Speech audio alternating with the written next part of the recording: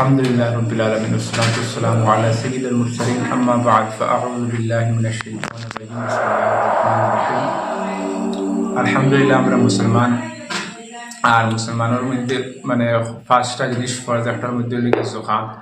আর আমরা জোকাতও আমরা যারা রফে ফরজ আমরা আদায় করতাম। জোকাতের মধ্যে একটা শর্ত আছে, হাওলানে হাল অর্থাৎ পুরা বছর অতিবাহিত হইতো, এরপরে মালিকে নেশাব হইতো, এরপরে তার যেগুন টেকা আছে ওগুন খরচ থেকে এক্সট্রা হইতো, খরচ দেওয়ার পরে তার কাছে থাকতো।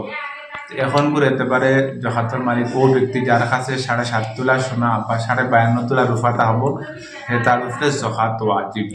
আর একটা গুরুত্বপূর্ণ মাসলা হইল গিয়া ওটা যে আমরা ব্যাংকের মধ্যে বা LICর মধ্যে বা অন্য কোনো জিনিসের মধ্যে আমরা টাকা জমা করি, ও টাকা যদি আমরা 52.5 তোলা রূপা পরিমাণ যায় কি, যেটার এখন বাজার রেট আজকের আর কালকের বাজার রেট হয় তকরিবান 48,000 টাকা। যদি আপনার ব্যাংকের মধ্যে ধরুন 1 বছর হয়ে গেছে 48,000 টাকার উপরে, তাকে যদি তার উপরে জকাত ওয়াজিব ফতোয়া রাজওয়ার মধ্যে এই মাসলাটা আল্লাহ রহমতুল্লাহ তাআলা আলাইহি সহিহ এবং সরাহতের সহিত তজকিরা করছেন যে তার যদি খেলা জমা করে তার উপরে জকাত ওয়াজিব। আমরা যদি ব্যাংক অ্যাকাউন্টের মধ্যে টাকা থাকে আমরা ওটা জকাত আদায় করতাম।